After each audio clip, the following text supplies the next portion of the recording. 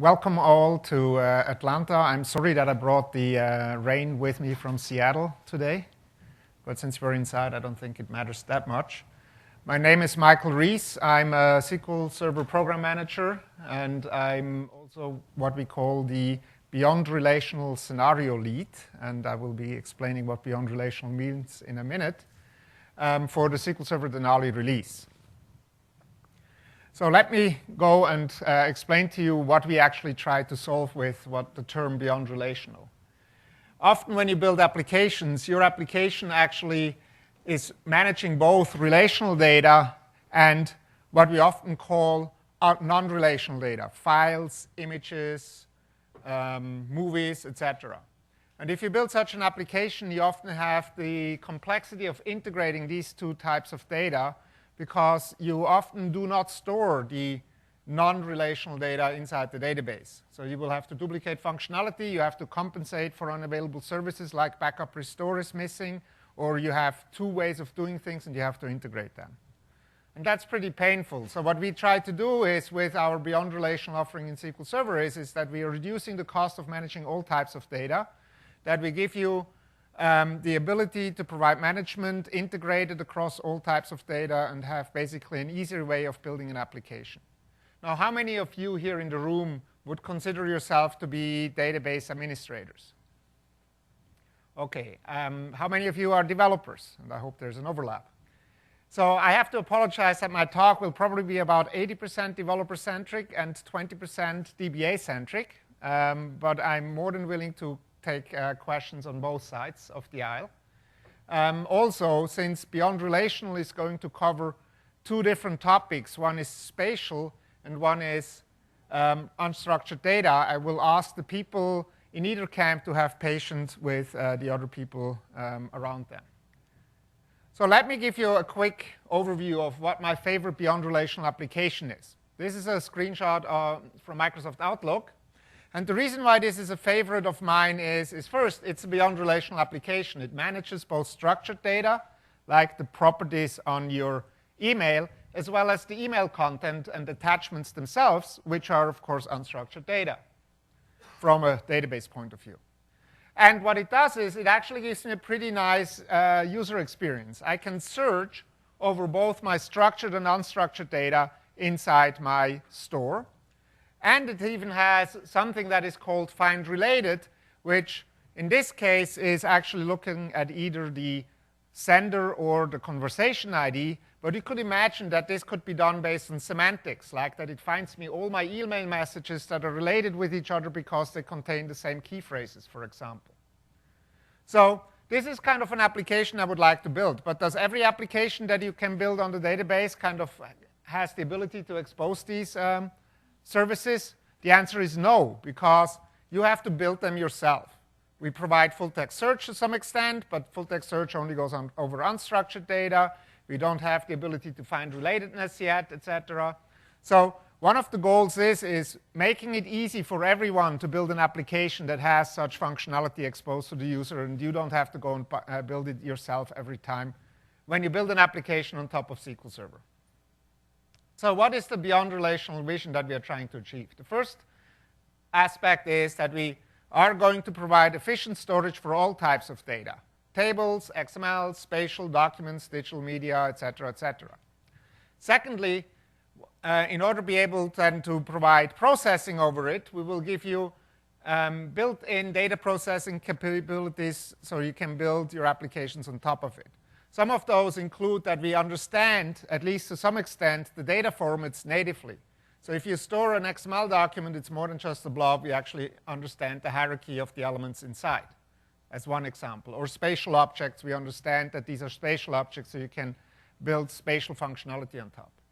We also want to provide you a consistent application model so that you, for example, if you're used to using Windows file shares to manage your unstructured data, might be nice if you can integrate that experience with managing unstructured data inside the database as well, so that you can expose your unstructured data inside the database under certain circumstances on a Win32 file share. But if you do that, at that point, we will actually tell you, well, you have a file system, let's add another $50,000 for a database, and you can do the same through the database that you can do through the file system. So that's not what you want.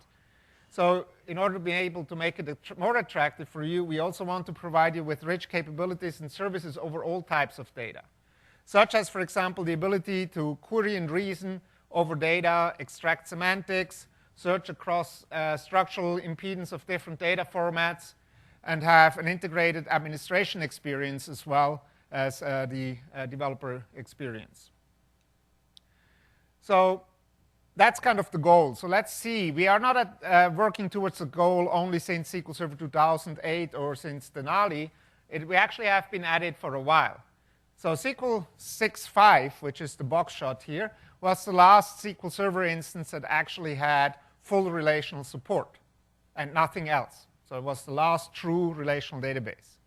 In SQL Server 7.0, we started to support unstructured data using the image type and added full-text search on top of it.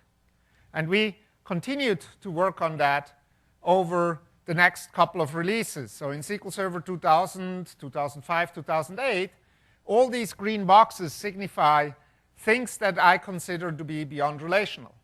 So we added, for example, the ability to add XML and spatial and added additional indices for those. We managed semi-structured data with sparse columns. We added file stream to store unstructured data outside of the database, and I will go a little bit more into detail exactly what that means, and provide some form of Win32 API access, however, still only accessible to you through actually using a specific new library that we supported in 2008. And in Denali, going forward, we are actually changing this. And this was maybe a little bit quick, so let me go back again, and so you can see. So this is how it looks like in 2008, 2008 R2. This is how it's going to look like in Denali. You will notice two things. The first thing that you notice is that the Win32 thingy now points up to like the top. So that means that you actually can expose certain functionality in SQL Server now directly through your basically Windows SMB share environment.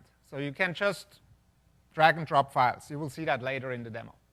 And we also added a new thing in the context of search that I call very aspirationally here semantic platform, which is basically the ability to gain more insight into what's inside a document and expose that to you so that you can build applications on top of it. So if I look at this as the background story, just to tie that back to my vision, I said at the beginning, efficient way of storing data. So you kind of see we are actually building indices. We are building efficient data structures underneath to store that data. We provide you rich data programming capabilities at the API level, such as, for example, the ability to expose your unstructured data directly at the file level, as well as the ability to have spatial operations, XML, XQuery support, etc. And then we have the rich query and services that underlie kind of some of these functionalities so that you actually can do interesting stuff with the data. So this is just a recap what we have done in a little bit more detail. In unstructured data and services in 2005, 2008, we basically did full text indexing. We improved it more when we added RBS and file stream. And I will go into the 2008 functionality a little bit as well in the remainder of the talk. In spatial in 2008, we added two-dimensional data support, both for flat Earth addicts, which is geometry, that's for Euclid geometries, and geography, which is for the people that believe in a round Earth, which is basically the normal kind of longitude-latitude management that you do, where your calculations become a little bit more complex. And then we have semi-structured data and documents. In 2005, our main focus was to bring you XML support. In 2008, we improved the XML support a bit and also added things like sparse columns, filtered indices, hierarchy IDs that allow you to build semi-structured applications. For example, sparse columns gives you the ability to build catalog information systems without like using up lots of space for all your null values. And in reliable messaging, which I also consider to be something that is kind of beyond relational because it allows you to build more messaging-based database application infrastructure. We introduced Service Broker in 2005. In 2008 R2, we added a couple of additional updates. The first thing we did was that the RBS API, we now provide an ability to expose RBS directly over file stream data residing in another SQL Server instance somewhere else. We have done that specifically also for people that are using SharePoint, because SharePoint is now using RBS as the way of managing remote blob data, starting in SharePoint 10 or so. We also fixed the customer request. We had lots of customers saying, I would love to use FileStream, but I would like to use it with read-committed snapshot isolation. I don't want to have full serializability, and so we added support for that. On the spatial side, reporting services added support for spatial data, and we did some improvement around poison message handling in the context of Service Broker. Now in Denali, what we're going to do is we will be focusing a lot of our efforts on improving our rich unstructured data management. So what we are doing here is we are adding file table. We are working on scaling up both the storage and the search capability. We extend our search functionality, and I'm introducing the concept of semantic similarity. And I will show you all in detail during the presentation what that means. On the spatial side, we are addressing a couple of customer asks and industry trends around having more 2D support, introducing a notion of full globe. And another aspect is that we're making spatial more pervasive. That's kind of an overall goal, which means that, for example, we are working with partners to enable better integration services support around spatial. So far, you had to go out and buy a very expensive package from one of our partners to have SSIS integration for spatial. And soon there will, and I think now Safe Software has a $500 package that already allows you to do that. And we're working with some other partners as well to kind of give more options in that context. Finally, on Denali, for people that use Service Broker, we introduced two frequently requested features. One is the ability to broadcast one message to many different recipients at the same time, which is called broadcast. And we are also recording the NQ time now, so that if somebody who wants to check how does my queue look like, when did the messages come in, it now can be recognized when the message actually was put into the queue. So you can kind of, for example, detect if the queue is not training fast enough and you need to add more resources on, for example, training the queue. You will notice that there's a blank spot for semi-structured data and documents. That is because one of our focus areas there is to improve our XML performance and scale. But that is work that is not yet committed for Denali. It might happen, might be released later. So we probably will know that by later this year. So just to summarize again, the important focuses for Beyond Relational in SQL Server Denali is that we address the important customer asks that we have heard from people like you to improve our storage and search capabilities to up to 100 to 500 million documents. It's about 100 million large documents versus 500 million small documents, because search and these things, of course, depend on the data size. And I will show you some figures that we measured later around that to show you that we actually have achieved quite a bit of scale up here.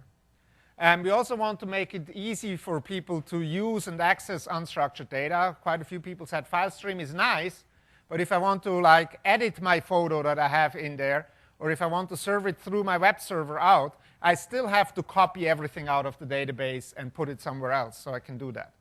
And so basically, that's one of the things we would like to have you do now more integrated. And of course, with the search capabilities, give you better ways of finding information inside your document and have richer insight into what your document is all about. And the second focus is basically that we deliver what our customers have been asking around spatial support. Like we want to, for example, have more 2D functionality. We want to have parity in terms of methods between the geometry type, the geography type. We want to have spatial support in SSIS, and we want to have even better performance for our spatial queries and have better indexing experience, because the index is a little bit difficult, for example, to get right per default. OK, so now I would like to ask for patience for the people that are here because of the spatial support, because I'm going to go into the unstructured part first. And then later, I will wake up the people that are interested in spatial, and I will ask the other people for a little bit of patience. So unstructured data. SQL Server starts out with basically saying, OK, we have tables and we have blobs. And the blobs, we can either store them in var binary max columns, in which case they become part of the tables, or we store them inside the file system. And if I now build my database applications over it, I have to do, for example, all the management around keeping the transactional consistency between the stuff that is in the file system and the stuff that is in the database, for example. So some of the problems I have here is what does it really mean? How do I get integrated administration? How do I not have to build my own backup restore solution for both my file data and my database data? Also, how do I actually get streaming access to these blobs? Like, if they are inside the database, when I have an integrated administration experience, I don't have streaming access.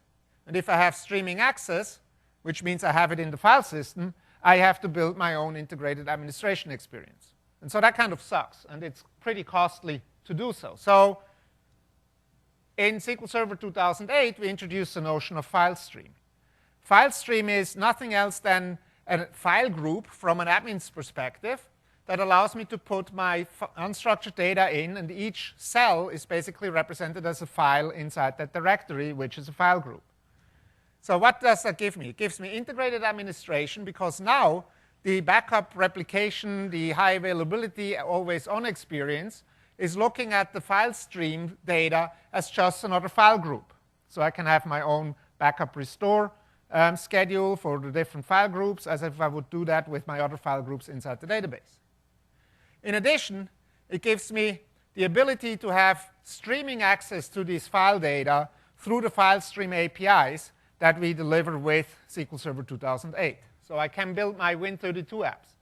There's a drawback here in that I actually can't use, for example, my Photoshop application to edit my pictures directly inside the database, because they don't know about that API, and they're not going to rewrite that API to make it work against this. So there's a little bit of a blocker there that we will be addressing in Denali. Another interesting aspect is, since these data in the file stream actually is streamed, even the T-SQL access can benefit from it, because it doesn't have to go and stitch the documents together again using like buffer pages, etc. Another thing that we have been doing is, that is also addressed in cost requirements, is that we provide you with these remote blob store APIs. If you have lots and lots and lots of data that is unstructured, you often have a dedicated blob store like EMC Centera or Fujitsu Nearline or a couple of other file server, a couple of other solutions. So what you want to do then is, you still want to have, for building applications, a simple API that is completely independent from what you're actually using as your storage device, because each one of these device vendors have their own API. So we have been working with these device vendors like EMC, even Azure, SQL Server itself, etc., to provide a common API that people can program against, and that the providers provide libraries to support it, so that you can store your data. And I will go into it in a little bit more detail. It is not a fully integrated experience, so many of the services like search will not work over data that you store that way, but you have a better integrated experience with respect of understanding that you get link consistency, at least, between the data that you have inside the database and what is out there. So far, all the orange boxes are stuff that we have done in SQL Server 2008. Now, the red boxes are the things that we are going to do in Denali. So the first thing that we do in order to address scale-out in storage is that we are allowing you to specify more than one container for storing your file stream data. So in SQL Server 2008, you had one attached device, and it could be only one disk, unless you had something that kind of hit the whole thing and appeared as being a single disk. So now you have the ability to basically identify different disks for your and different spindles for storing your data. Another thing that we did was we introduced the notion of a file table. The file table is a specifically predefined table that gives you a full SMB-compliant view over your files and folders inside the database, and it basically builds on top of file stream. And so we'll see that in a minute in a demo. And finally, we still have the rich services. So we have full-text search that we had since 7.0, and we are adding the semantic key phrase extraction that I mentioned earlier as well. So let's look a little bit, a quick recap. How many of you know what RBS does? Only a few, so let me quickly show you what happens. You have inside the first machine boundary, you have your application. That application might want to store data on a blob store, like, for example, one of these EMC boxes or so. What you do is you write your application, you write your blob, let's say a photo, into the blob store. What you do is you call into the RBS client library, which is available as part of the feature pack of SQL Server. And the client library then, in turn, calls the provider library, and then you store the blob data inside that blob store. Now, what we hand back is we hand back a blob ID. Now, the RBS service, by the way, itself gives you basically 4 services. One is create a file, fetch a file, meaning retrieving it, delete the file, and garbage collect, like get rid of stuff that got deleted. So with that blob ID now, you now basically write your row into the database. So you have, for example, the claim ID, claim date, and the photo reference, which is that blob ID that you basically have returned. So you basically put that in there.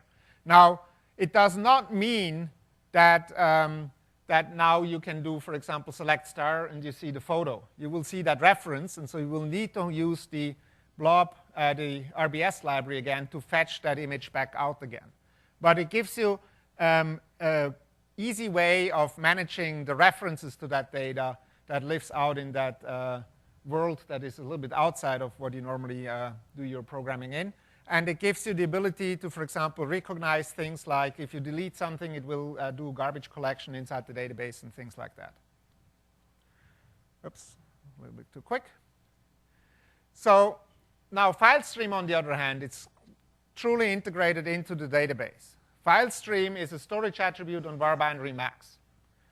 So it means it works with almost everything that works on var binary max. The only thing that you can't do is you can't do partial updates. That's the one thing that you can't do. Everything else you can do. So you can do full-text search on it, for example. It stores the data directly in the file system. Has to be NTFS. Just make sure that my laptop is not going into sleep here. And it provides you a dual programming model, meaning you can use T-SQL, as you can do with var binary max, or it gives you Win32 API access with complete T-SQL transactional semantics, which means you can actually recover any change that you do, and you have complete concurrency control against it. That gives you data consistency, and because it's integrated, it gives you integrated manageability. Also, an interesting side effect of using FileStream is that in the database, if you have a varchar max, the maximum size is 2 gigabytes. Now, with FileStream data, the maximum size of a single file is just the limit that the file system gives you. So you can have a 20 gigabyte file if you want to. Not necessarily advisable, but it's theoretically possible. Another thing is that the file stream access is controlled by the SQL Server security stack. So it's not like that a user can go and read those files unless he's like a system admin and has like really high privileges. But it's basically managed through the database. So now let me show you a demo that kind of show you what you can do with SQL Server on an interesting way. So, oops, that's the wrong. So what I have here is SQL Server Denali, and it's SQL Server Denali version. Let me quickly do something here, clean out, making sure that I don't have my data already pre-populated. So this is a CDP2 version of SQL Server Denali. CDP2 was an internal kind of partner-only community tech preview. The next tech preview, you can go up to the websites that you see at the end of the presentation and go and register for it. So it's coming out fairly soon, probably within the next 1 to 2 months. And OK, so let's now create a database. And if you notice, this database has a create statement, has a couple of interesting statements here. The first thing that you notice is that it actually has a file group. SQL storage contains file stream. So that's basically just saying I'm actually going to have a file group that is a file stream file group. And then I go further and say, actually, I'm using non-transacted access to that file group. Now, previously I said that file stream data can be fully transacted. That's true. However, the file tables that I'm going to show you basically are not fully transacted. They have full concurrency control. They have recoverability if you use T-SQL, but if you use your Win32 API, it behaves like a file system, meaning if you delete your file, you can't go and undo it that easily. It will be living in your recycling bin, and you have to go and restore it from there.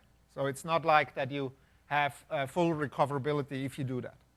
But that's kind of the expectations I think people will have if they use a file system. OK, so I created that database. And I also gave it SQL Server Articles, kind of a friendly name that I can expose now in my path. So let's use the database. And let's create what I call a file table. So from a DBA/database programmer point of view, you will notice that I say create table as. So I don't give a schema, I give a name that will imply the schema.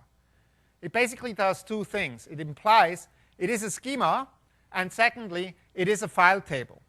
And so if I go over into my databases here, so I have my SQL Server Articles database. Oops, no, I don't want to look at the database diagrams. I want to look at the tables. You will see there's a new entry called file table. Now I look at my file tables, and I will see that the document table that I just have created is there. So let's look at what I can do with it. Oh, there is an explore file table directory. So let's do this. And you will notice that I open my Windows shell here, and now I look at the table basically. Let's make this a little bit smaller. OK, but now the table is empty, and that directory is empty. So let's do something in T-SQL. What I do here is that I do two insert statements into the file table, each one of which is going to create a row and, in addition, a folder inside my share. So I create a white papers folder and a multimedia folder. So let's go back here. Let's say refresh. And you will notice that there are now two folders created. Now let me go to my sample data. So I have here a bunch of SQL Server white papers, including some directories, as you can see here. I select them all, move them over into my white tables folder. And so it's just using normal Xcopy, basically. Let's go back here and get some multimedia files. So I see I have two images in the movie here, and move that into my multimedia folder. Did it already do that? Yeah, already did it. So you can see it even does it in parallel. So now you see the white papers are here, the multimedia objects are here. And if I actually go here and select, you will see that things like preview actually work. So you see here that that flower here is visible. If I go to my movie, the movie is visible here. I can double click on the movie, and and it's playing.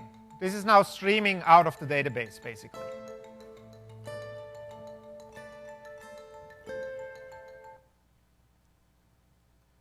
So now let's look at it from the database point of view again. I basically mentioned it is just a table. So I can look at the table, get my properties out, and let's look at a little bit what is in the table. The stream ID is the GUID that is being used for indexing and keying off my file stream data. So my file stream column always needs a GUID as an ID. This is the name that we record for the file when I stored it inside the database. This is the file type that we identify. Then we have up here built-in file stream get file namespace path method that gives me the actual file path under which that document is living. And then I get all the standard Win32 API kind of properties, like when was it written, when was it accessed, is it offline, is it hidden, is it read-only, etc., etc. So what we actually do conceptually is we have a filter driver that sits inside the OS that when it sees us accessing that SMB path, it will say, oh, this is stored in SQL Server. So all the management of the file information is done in SQL Server, and the database is storing the data in those file stream partitions or file stream file group, which again, of course, is inside the OS. But all the properties like access rights, like these file properties, is all managed through the database and the filter driver. This is similar to like if you use a NAS, for example, and you connect your NAS and you configure it to have it show up as a share. It's exactly the same process. So let's go and look a little bit more what we can do. So let's think you want to go and change some files to be hidden and maybe change the name. Now, if you do that in the shell, you have to do shell programming, and you have to like recursively traverse through all the folders, etc. In the database, I can do that with a simple statement. I say update document set is hidden equals 1, name hidden heterogeneous for the files where the heterogeneous is the document. So let's do this. Notice one row got affected. If I go back to my folder here and I do a refresh, you will now notice that the file actually got hidden and is renamed. So I can manage my files both from within the database as well as from outside. Thank you.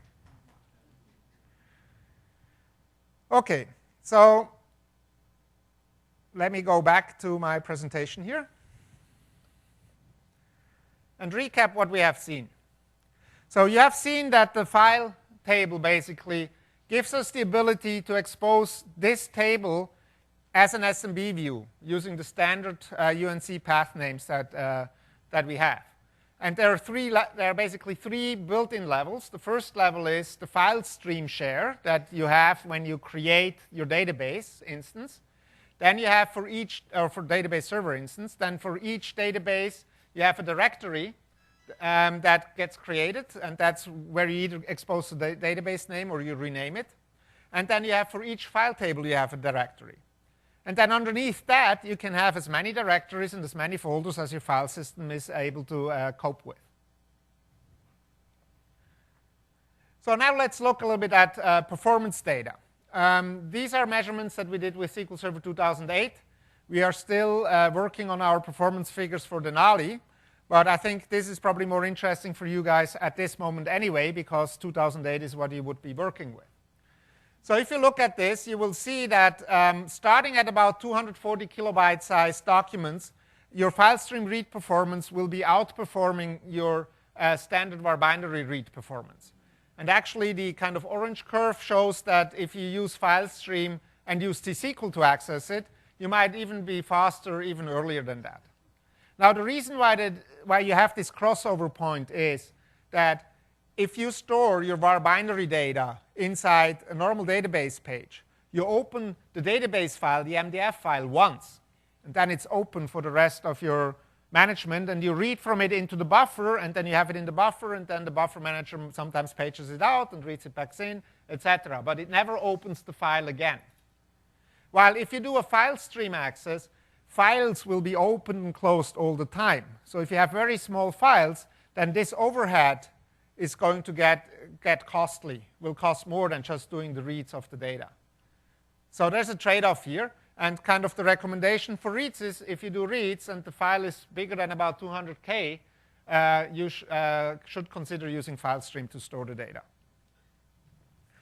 Similar for write performance. However, write is much more expensive, especially also in the context of FileStream API. And in 2008, the kind of trade-off point is if your data is bigger than 2 megabytes, then you should probably consider moving it into FileStream. If it is less and you have lots of writes, you might still be better off in var binary. So it's a trade-off also to understand how many writes do you have versus how many reads do you have. Some tips for performance that we have accumulated over the last 2 years of experiences. Reading bigger buffers give better performance.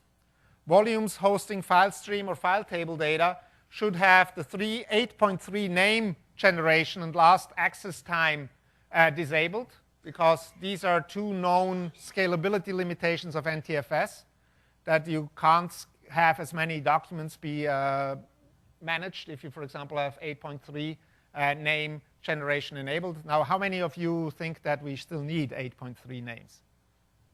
Good. I was hoping that. Then we also should, of course, do what you always do with data that you have to have frequent access to. Make sure that they reside on dedicated volumes and have one volume per container. There's also some things that you can do with around the SMB buffer size. Use 60K or 480K sizes. Apparently, these are very good sizes because they relate to package sizes that are being moved around, like over TCP/IP. And that kind of gives you higher throughput and better utilization. The row GUID that you need, if you have to have partitioning of your data, then you should use the row GUID to do the unique index for aligning partitioning with the rest of your data. And if you have antivirus programs, which I hope you do, make sure that you don't delete the data. Because if you do, they normally go in at such a low level that we don't know anything about it from the database side, in which case you can have data corruption in the sense that the database thinks that the file is still there, but the file isn't there anymore because the antivirus system has removed it. Now, of course, before you do that, you should never store anything that has viruses in it in the first place. And if you use compressed volumes, which you can, so you can compress or encrypt your NTFS file system and store FileStream data on it, use cluster size 4K. Now, in Denali, one of the things that we did was we addressed the kind of limit that we have in SQL Server 2008 around only having one container per file group. So what we are doing now is we give you the ability to add multiple storage containers or file groups. And you can set max sizes for them, so you can make sure that you're not growing arbitrarily. We have the ability to shrink files now to free up space again. And you basically now have the scaling flexibility of adding additional storage devices, etc., and scale with multiple spindles. So here's just a simple example, and disregard the blue spikes here. The yellow or green line is what you have in SQL Server 2008. You have one table with one container. And you see the throughput is kind of tapering out at about 200 queries per second. Now, if you wanted to have higher I/O scalability, what you had to do was you had to create two tables, partition the data across, and use one volume each. And that's the blue line. And as I said, the spikes down, these are weird artifacts that we can't explain. That was probably some number that wasn't calculated right. As you can see, you get kind of better scaling, and you get up to about 400 queries per second. Now, we get the same performance now if you use Denali with a single table, one file group, but have distributed the file group across two volumes in two containers. So you see that you can now scale up your storage quite a bit. Here's also some improved performance. So while I have shown you the performance numbers earlier, we also worked on improving the file I/O performance and we see a 5-fold increase in read throughput, and that we have, again, better scaling with large numbers of concurrent threads, as this is what you see here. This is basically comparing Denali against 2001, on 1 to 32 proc machine and to see what kind of the throughput rate would be. Now, one thing that in SQL Server 2008 is bothering people is that mirroring and file table or file stream is not integrated. So you have to use one or the other. I'm very happy to announce that in Denali, or our always on support, our new high availability support that is coming in Denali, will fully support file table and file stream as well. So you will have failover, automatic redirection, replication, multiple secondaries, etc. All the good stuff that you're getting with always on, you will be getting for file table data as well.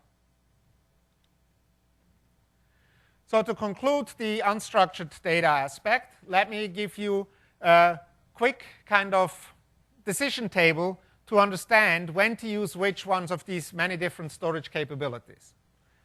So you see the 5 columns that you see is the first one is you basically store your file data in files and you store your relational data in the database, and then it's up to you to give you streaming performance, Win32 app compat, link consistency between the data, etc. That's all up for you to decide.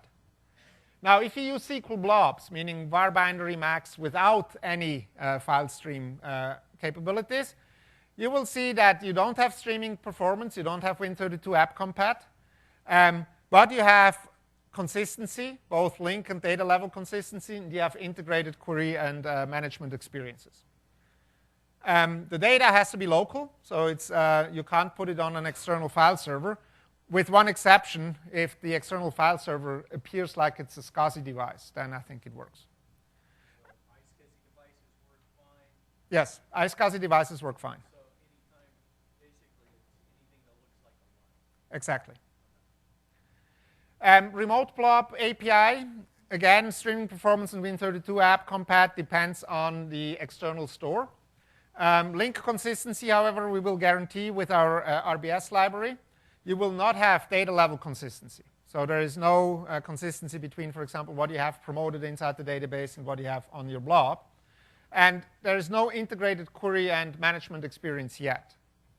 However, you have the ability to go against any blob server and external blob stores. Now, file stream has all the goodness except for non-local storage and no Win32 full app compat, meaning what you have seen with like streaming the video directly out of the database is not possible with file stream alone. You would have to build your own streaming app that uses the provided APIs to get to that. It's not hard to build, but why build what already has been built? And now file table basically gives you Win32 app compat as well. Now let's go and look at full text search. So in SQL Server 2005 and before, indexes were stored outside of SQL Server using MS Search, which led to lots of manageability challenges.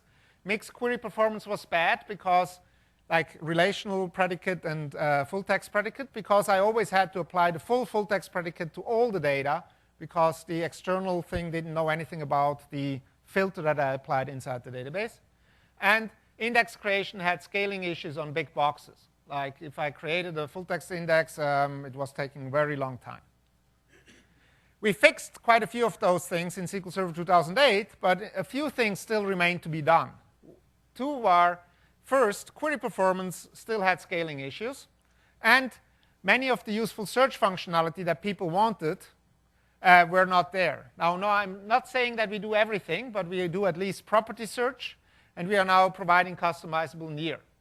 I know some other features are like infix, suffix, I think, or prefix. No, prefix we have, but infix, suffix, and hit highlighting, unfortunately, are not yet in the product. So let's look at, and the third bullet point, of course, is innovation in search. Search has been innovated quite a lot over the last 10 years. That's primarily because of all the search engines out there that are kind of raising the bar. They're innovating lots because they have to compete hard against each other.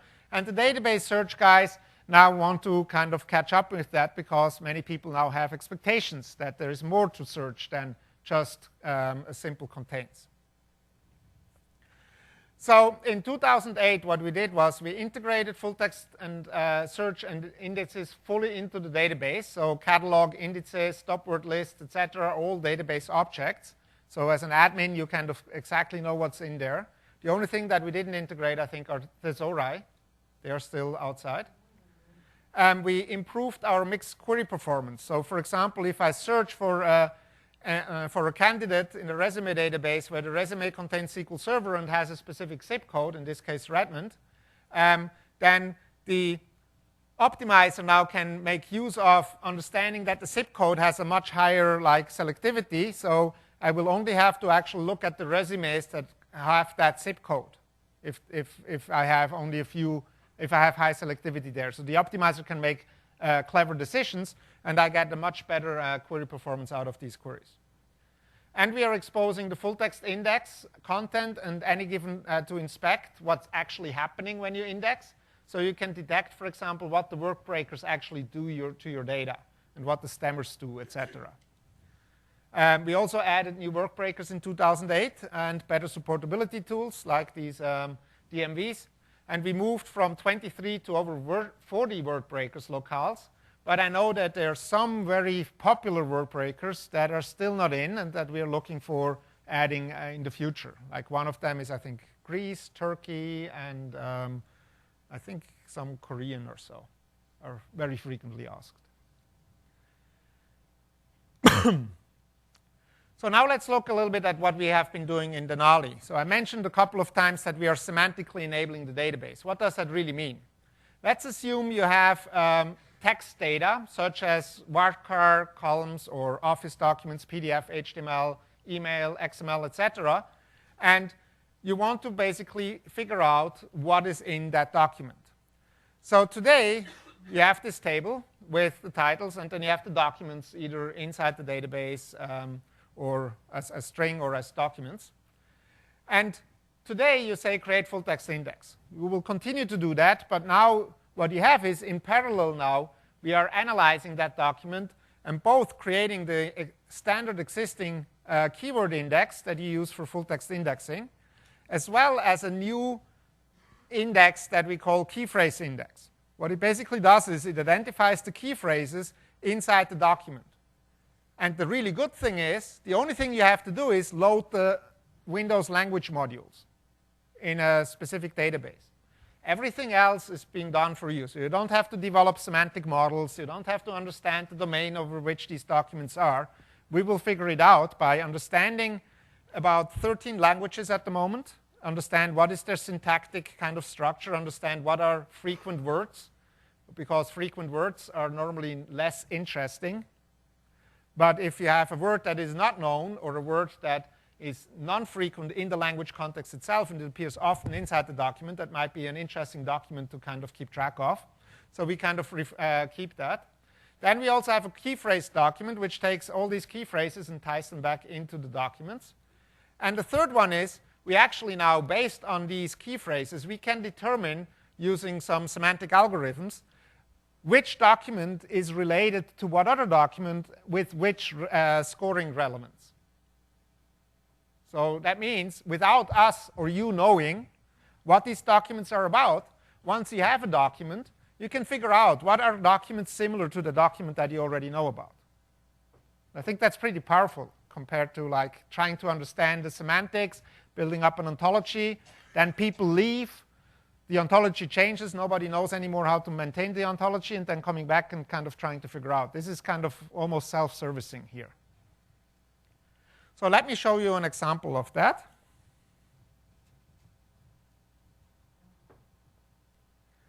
So I'm using the same database with the same table. Let's make sure that I'm still connected. And what I do here is I basically reload the filters and restart my full text host process. This one here, load OS resources, is used for my property search that I'm also going to demo. Basically tells me, load my property promoters that are in the OS that you, for example, see when you look at an image. It tells you what the camera is that the image was taken with, what the resolution was, and things like that. So let's run this. And now let's create a full text catalog and a unique index on my table so I can define my full text index on it. But before I do that, let me quickly show you the property lists. So property lists are new in SQL Server Denali. It's a way for me to allow you to search over properties inside a document. So I create a property list. And then I basically add a couple of properties to it. Now you see I add 3. One is tags, another one is author, and another one is title. And they have these GUIDs there. These are well known to everyone in the room, no? These GUIDs are basically the GUIDs that you can look up in MSDN. These are the standard file properties that you can find out. So it's not that hard to find. And there's a property description that makes it easier for you to kind of remember what it was about. OK, now I create a full text index. Now this create full text index statement has 2 interesting aspects. One is it says there statistical semantics. That's the keyword that I want to put on a full text index if I want to have the ability to do my semantic similarity search. That's all that's all that it takes to enable it. It's like a full text index plus that. It still creates a full text index, so you can only use it while you have the full text index created as well.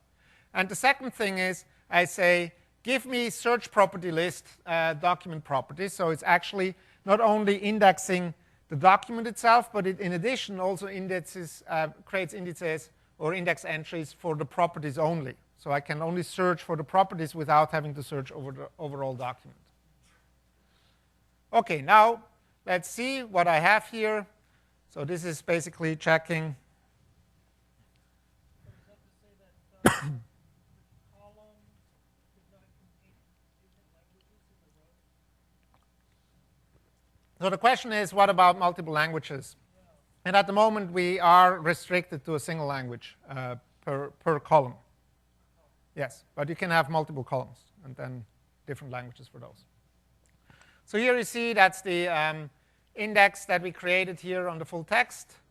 Let me kind of skip over a little bit and basically see, for example, we have the DMV index population.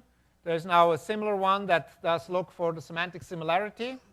And another interesting aspect is here that I can actually look how big my index is. So let's do that quickly. And you will see that my full text index is about 370 pages. And my 2 key phrase index and similarity index are together less than 100.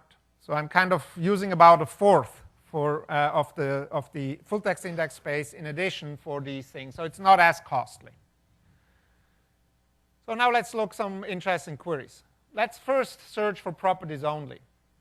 So if I do a property search, I have a new keyword inside my contains clause that basically restricts myself to only look for title properties in this case. And I look for title containing either data or SQL.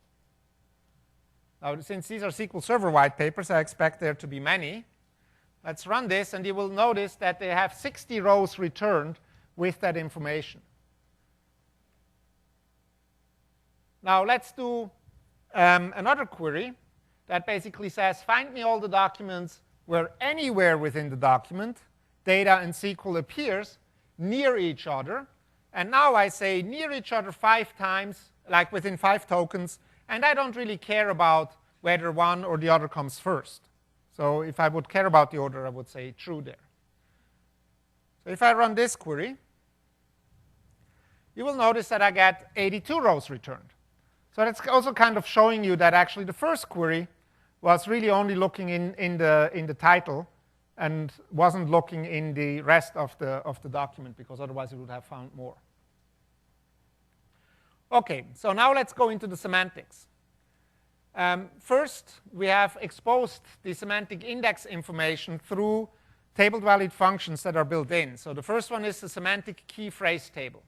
It basically gives me the phrases in the entire corpus. And so what this query does is it basically joins the documents, gives me the name of the documents, and gives me the document key, and gives me the key phrase, and the score of the key phrase. So you, for example, will not be surprised that inside SQL Azure, we'll have a key phrase Azure where the score is 1.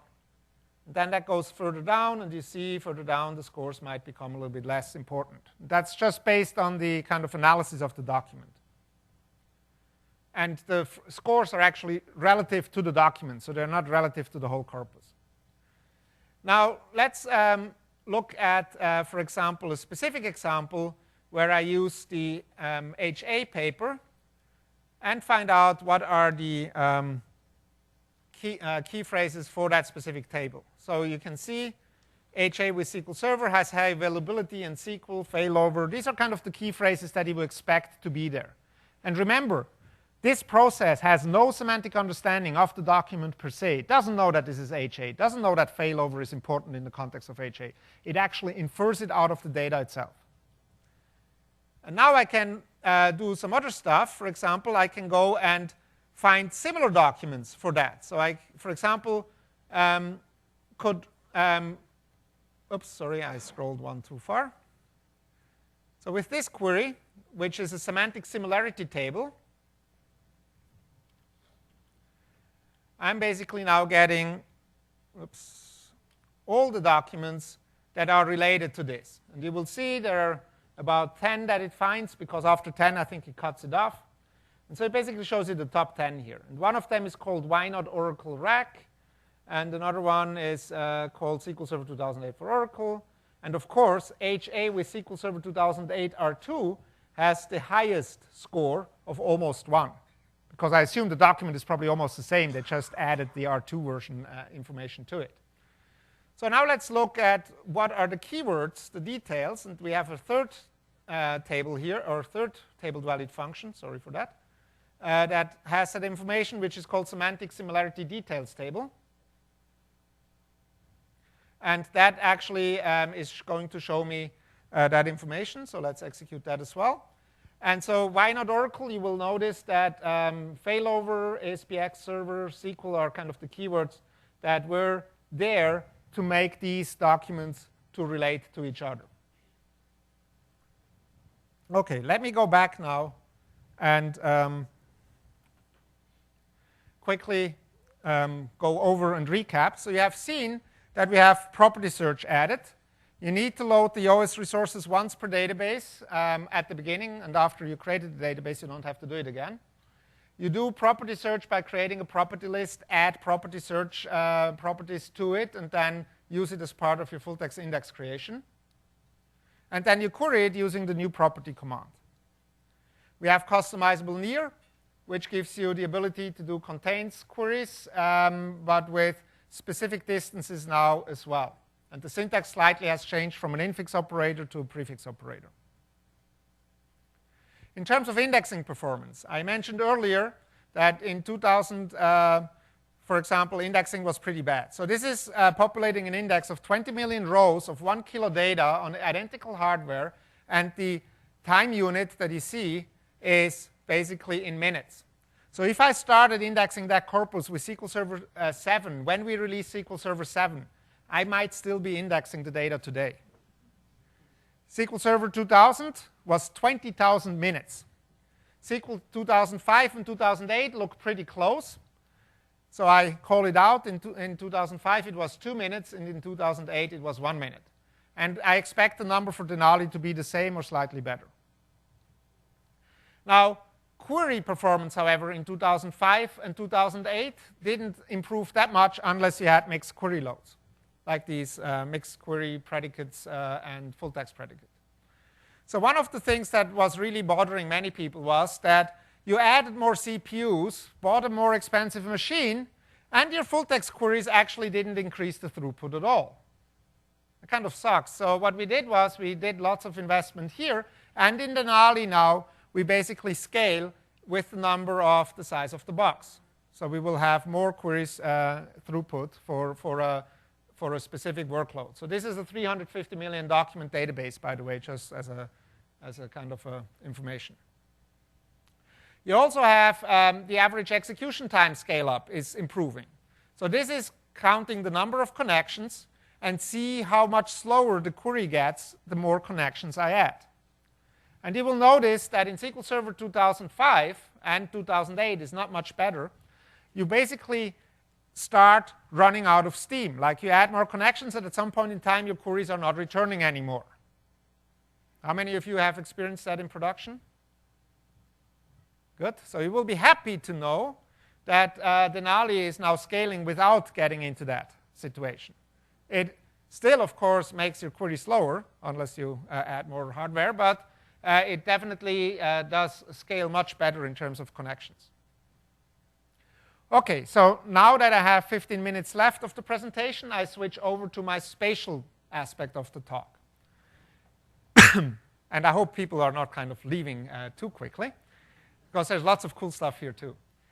So we have, obviously, in 2008, we added spatial support. We added spatial data types, geometry types, geography type. As I already mentioned, we added methods on it. And we added indices to make sure that these methods are executing in reasonable time. The functionality that we provide, especially on the geometry type, is compliant with the OpenGOS consortium for the SQL MM standard. And we also added some additional functionality, such as, for example, since we implement these types inside a CLR type library that is baked into SQL Server, but that you can download separately and use inside your C# programs, we also provide you with a builder interface, which means instead of parsing well-known text or well-known binary textual representations of your object, you can programmatically build your polygons and your line strings, etc., by just adding another point or another line segment, etc. We also integrated it with SSMS visualization. There is some integration with Bing Maps. And in 2008 R2, we added reporting services to it. Now, in Denali, we basically addressed two main customer requests. One is the parity between the types and some more functionality. And the second was faster and more predictable performance. Now, the slides that you can download actually contains a link to the white paper of what all is new. I'm only be able to give you kind of a high-glancing overview and one deep dive on that. So what we did was we added new relational methods to the geography type that match the functionality that you have available on the geometry type, where it makes sense. Of course, 2x, like getting the x point, doesn't make sense because you do longitude and latitude in geography. But like make valid and things like that are now available on all of them. Invalid objects are accepted for geography types now, and you can use make valid to convert them to valid objects. Many of you are probably there to model ozone holes or nuclear missile threats or oceans in the world. So you were all limited by having only each object fitting into a hemisphere and not into like the whole globe. And so we fixed that. You have now the ability to have an object that covers more than a hemisphere. And that means, however, that you have to be very careful. Depending on what orientation you take for your ring, like the orientation of your object, you will describe what is inside that triangle polygon here or what is outside. And if you describe what is outside, you basically cover most of the globe. We also increased our internal precision for the operations, which means that you will get more precise results. And in a few very tiny edge cases, you might get different results from 2008 to Denali. But in most cases, it should be the same. One of the other things people wanted to do was I propagate something out of my spatial object. I store it in my relational table. And I want to persist it, so I can do a persisted query over it so that my index, my optimizer actually can use that index to answer the query faster. Well, in 2008, you couldn't do that. In Denali, you will be able to do that. So you can persist a computed column that is based on data in the spatial data type. We also took the spatial aggregators that we have provided already on CodePlex as kind of a implementation for people to play with, optimized it, of course, and put it into the database. And we added new types, mainly circular arcs. So what that means is that you can now have circular strings, circular curve polygons, compound curves, like that you combine lines with curves, etc. And all the methods support them, and we added a couple of new methods. Like one is you can intersect a compound curve with a curve polygon, or you can take something that is a normal polygon and buffer it with curves around it. You can transform curves into line strings again, etc. And the circular arc, and I think that's probably one of the first commercial databases that does that, actually is also supported on our geometry data type, not just in the flat world that the geometry supports. Lots of stuff on performance. Two things I would like to point out. We have a new default index tessellation scheme that gives us more predictability and more stable query performance. And it actually, for default values, like if I just say create spatial index, now this new tessellation scheme will be used, which means that I will get hopefully easier, more predictable performance. In many cases, we are faster for longer queries that are bigger. Is that me? No. Oh, well. Let me.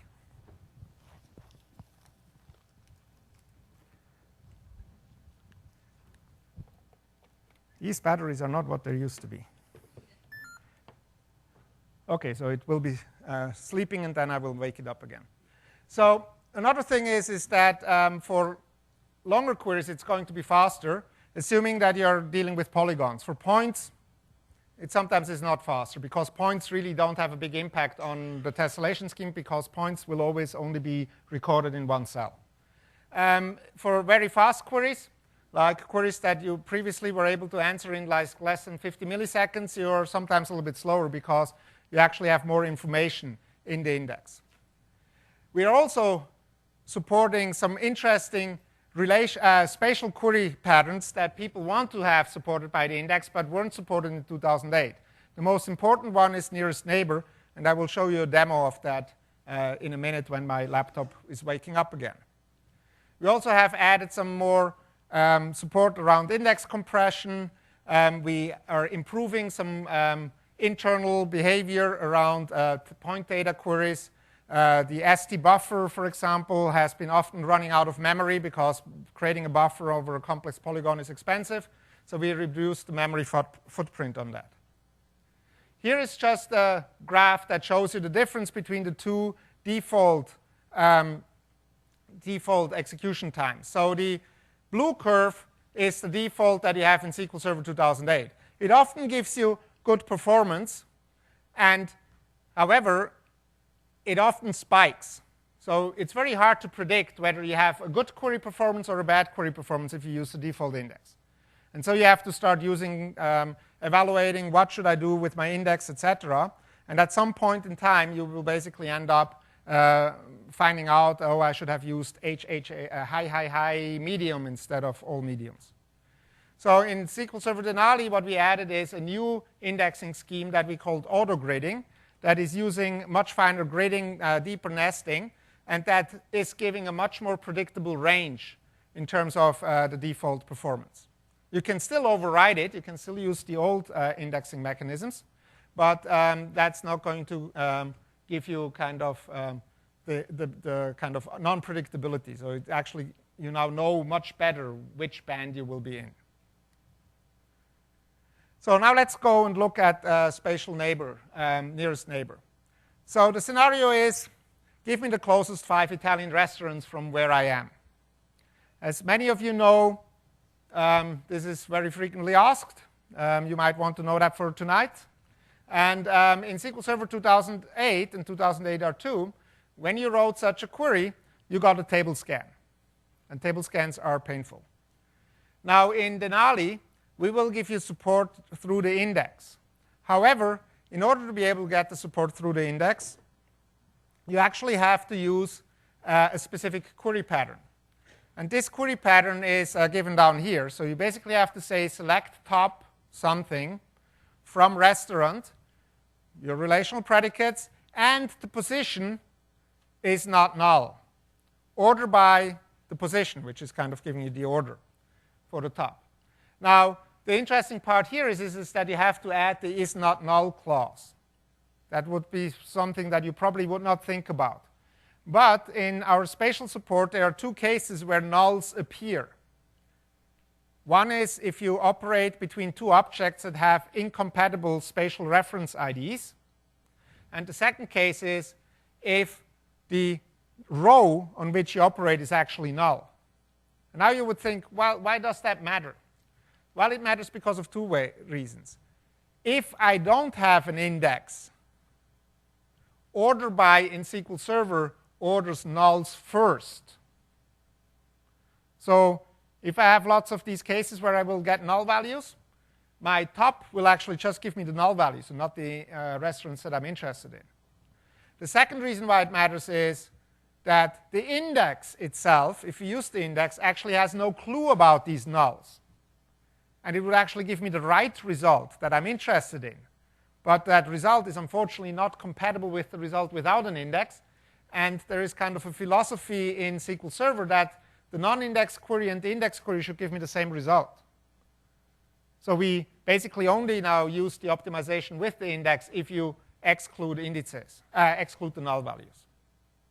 Just as an aside, some of you might have seen the what's next in SQL Server syntax presentation earlier today. You saw the fetch first n rows proposal. That will also be supported with nearest neighbor, so you can use that as well.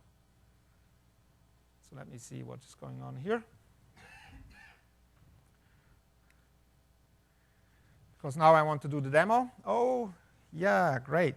It actually not only decided to go to sleep, it actually stopped itself. So while I'm starting it up again, maybe I have some time for questions.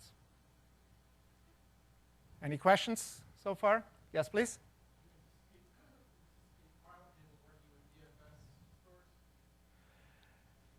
File tables at the moment have to have direct access, direct attach, which means either really kind of direct ID drives or iSCSI.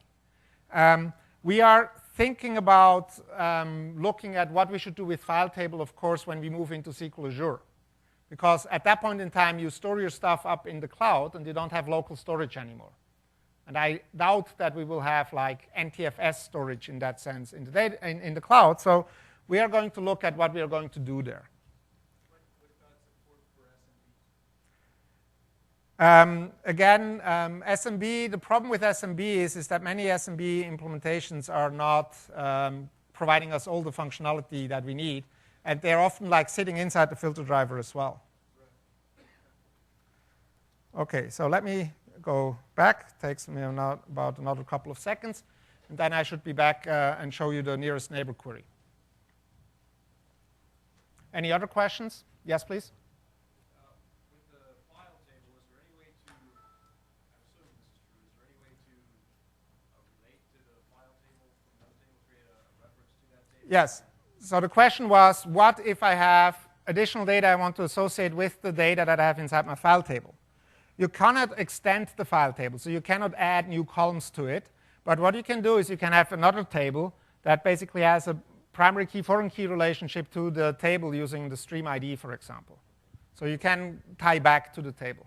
So if I try to delete something from my SMB share that has a relationship to another row, another table, do I just get a generic can't delete message? Yes, so it's just a normal kind of primary key, foreign key relationship. So yes, it does that. And another thing, for example, that you can do is you can define triggers on the file table.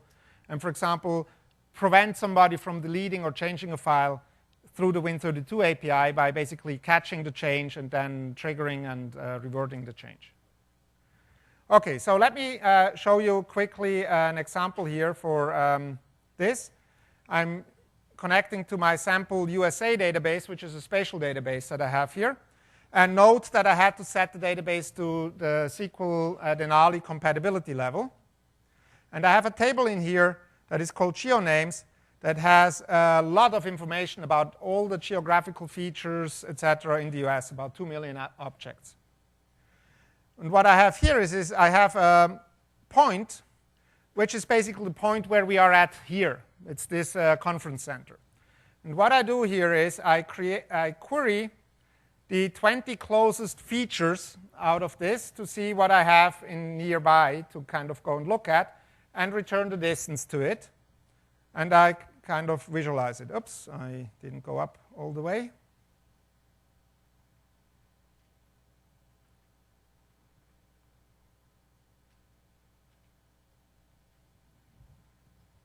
And as you can see, the query runs and runs and runs, and it takes a couple of minutes to actually execute that over these 2 million documents. So I'm going to cancel it. And I'm going to create an index. And actually, this index is already created, but this is the old default index. So it's the MMM index using geography grid. And now I run the same query again, but this time I hint the index. Oops, I did not create the index yet, I guess. Let me see. No, I did. So let me run it again. It was probably just cold startup.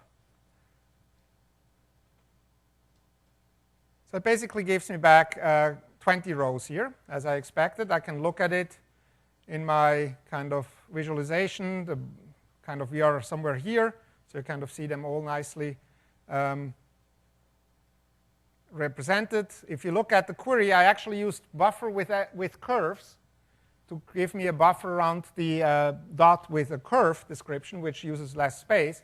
But for visualization purposes, I had to convert it to a line again. And just to show it, if I use the polygon, it shows exactly the same, just different colors, when I use the standard SD buffer that actually creates a polygon around it. And if you look at the execution plan here, you will notice that I actually used the index here. Oops. There's a spatial index here. Was the MMN index that I was having earlier. Now I can improve the index, and I can, for example, use the HHH index, because if it's point data, it's often easier, more efficient to use. Oops, I already have created it. Good. So I rerun the same query, but I hint now the HHH index. I don't execute this. And you will notice, I mean, these queries are much faster now as nearest neighbor queries than when I was running it without the index. Now let's go back to the presentation and conclude. So here you see kind of an example of the nearest neighbor performance. And you see that the blue curve, which is the nearest neighbor query, is actually compared against an approximation which we told you customers to use in SQL Server 2008, which is sort all points in a 10-kilometer radius and then give me the top 20 out of that. That's kind of a standard workaround for nearest neighbor. So as you can see, even against that workaround, we are going to be much faster in many cases. So the key takeaways of the presentation is first that with Beyond Relational in general, we target non-traditional database applications that we think are becoming more and more prevalent in the enterprise and in anywhere where you build applications. And we want to make it easier for you to build applications, have more interesting services over them, and have a better integrated administration experience. We are basically targeting key ISV and other customer asks in this context. Some of the verticals that we are working with as e-discovery, healthcare, GIS, etc. But also, if you have a line of business application that you think is useful for this, feel free to get back to me and provide feedback or questions. And I think that Beyond Relational is a key strategy to enable you to build complex data applications and go beyond relational data and have a good experience both from the admin side and the developer side. I thank you for your attention. Here are some additional contact information. I will be around the whole week, probably hanging out around the booth now that my presentation is done. And here are some additional links that might be interesting for you. Thank you very much. Have a good